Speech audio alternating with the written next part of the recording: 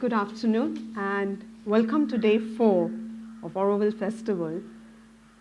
The quality of sincerity as the backdrop. But today what we will be exploring is the 4th aspect of the mother, Maha Saraswati. And the theme being culture and perfectibility, the pursuit of it.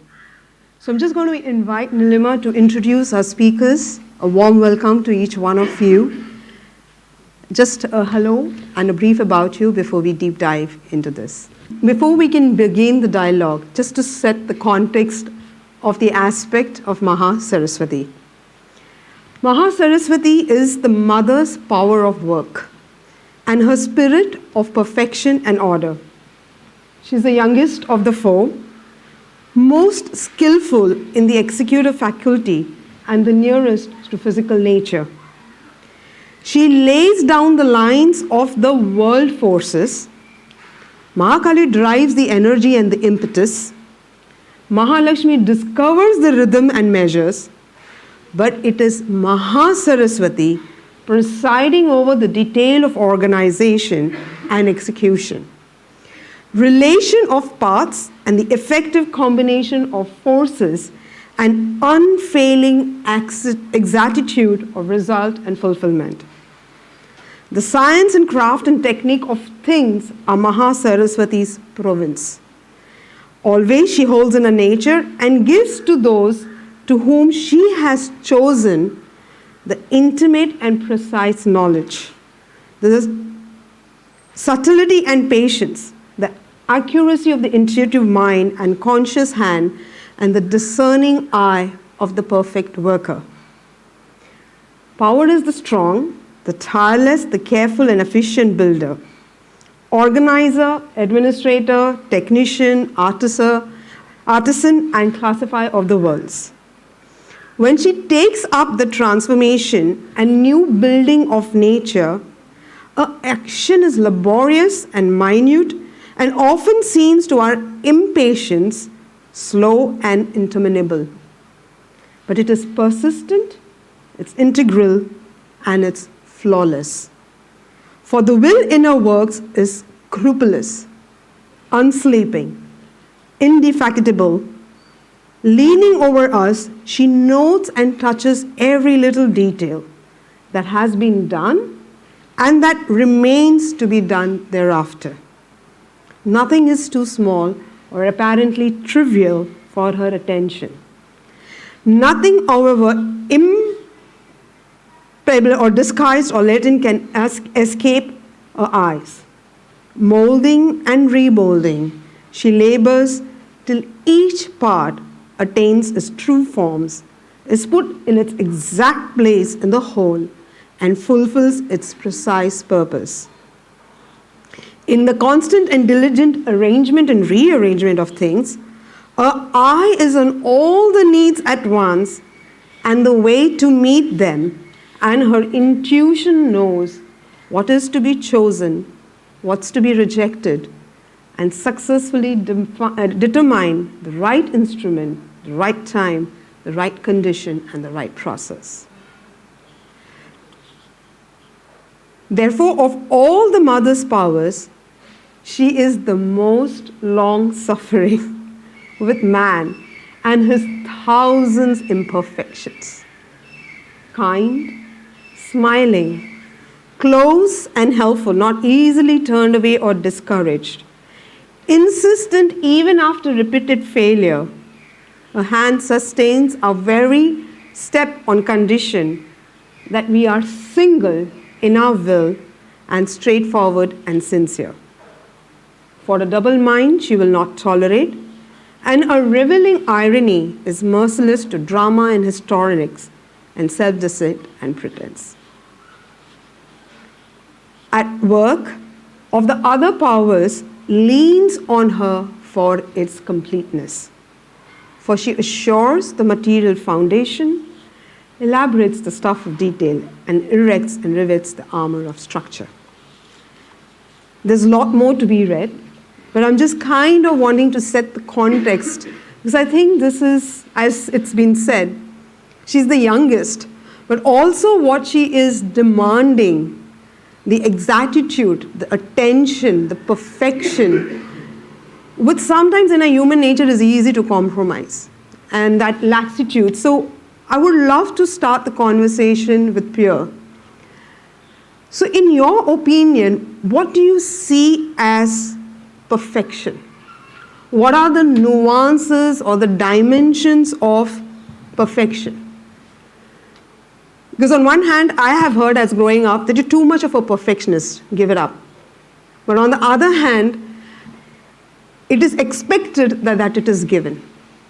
So how do I understand this? How do I even stay open to what does perfection mean? Is it static? Is it it is dynamic? Where else, at what levels is this perfection? And as a human born on this path, striving for that divinity oneness, at an individual level, how do I pursue it? How do I express that at the collective level? So to Lakshmi, Hello.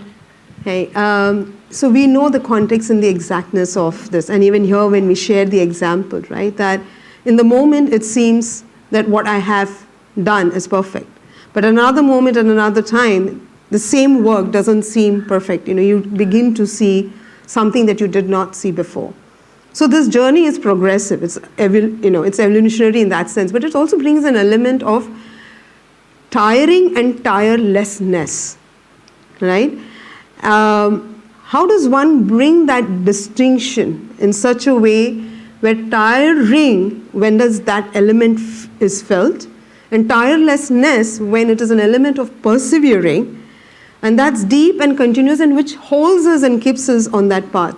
So in your experience, how does one bring in that element? How does one get back into experiencing the integrality of it so that we are sustaining ourselves on the path of the larger divine higher nature of what we all are aspiring for?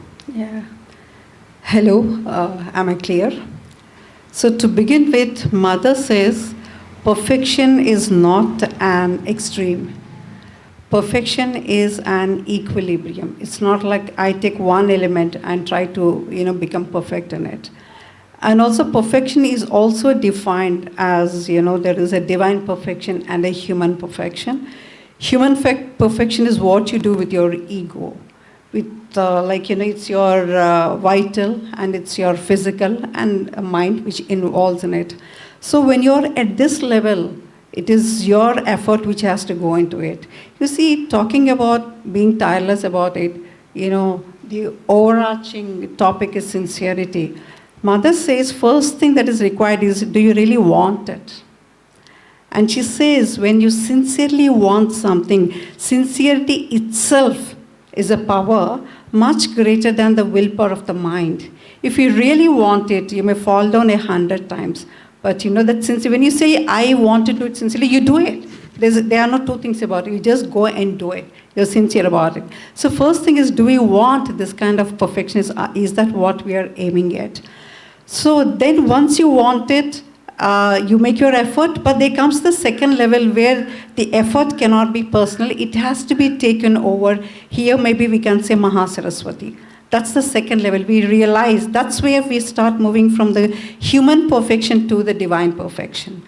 The Mahasaraswati, we need to have the humility. It's not like I take a book and I start writing and say, okay, today I'm perfecting this, tomorrow and that. No, it's not like that. Because we are aiming at a divine, and you said integrality of higher nature. Well, if I take a mundane, example, what is this integrality? There's so many levels when we speak about divine perfection. There's so much. You have the samatha which you have to get in. Then Sri Aurobindo speaks about the Shakti, then Daivi Prakriti, the Gnostic Center, and Anandamaya. And there's no end to it. It keeps going it. So integrality, when you speak about, to give you an example today, a very mundane example, we have read Life Divine. And there are certain things which are revealed to our mind. What do we do next? We should try some way to bring that knowledge to the level of the vital and the physical also. So every time you get a new knowledge, are we integralizing it with our entire personality and then move higher? Otherwise, what happens is your mind is in the air, you keep going and going, your outer nature is not purified. it's still impure, and there is a clash after some time, and there is a collapse. So at every stage, you get the new knowledge, you integralize with your lower instruments, then you proceed further. I look at this integrality of the higher nature that way, and this is tireless, this is unending. Maybe I can give you perhaps 2 examples. One is right from Savitri. There is this beautiful, for some beautiful lines, you have Ashwapati. Ashwapati, we know about that world of stare. He crosses the physical, subtle physical, the vital, high vital. He's there almost at the end of it.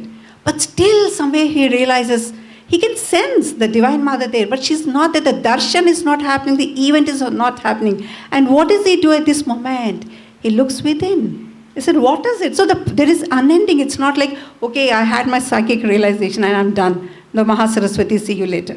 It goes, it's a continuous, and and this experience itself keeps pushing up. Then at that level, when he starts looking into himself, Sri Aurobindo puts it so beautifully. He says, these refugee instincts and unshaped revolts, which seek shelter in darkness's sanctuary. So there's so much of darkness, so much to be worked upon, within our own self. Then what does Ashwapati do when he realizes at that level also he finds some desire, some darkness in him? What does he do? Some of my favorite lines. Then what he does it, the way Sri Aurobindo says is, he tears desire up from its bleeding roots. So it was those roots were so strong of this darkness, this defectness, this falsehood, this evil also we call it, It was there. So he had to pull it up from the bleeding roots and offer to the gods the vacant place. Thus he could bear the touch immaculate. A last and mightiest transformation came. Only then. So this perfection is unending. And tiring and non-tiring, as I keep saying, like as long as it's your effort, you obviously feel tired. That's what, Mother's Yoga, what we need to do is give our consent. And make, we have to offer ourselves whatever we are. Then when she takes over the yoga in us, it is not something we can do it. We are looking at a stage where we are going beyond the mind. Then that perfection happens, and finally, the Divine Mother comes before Ashwapati. So till you reach that highest level, this keeps on going, this perfection. That's the way I look at it.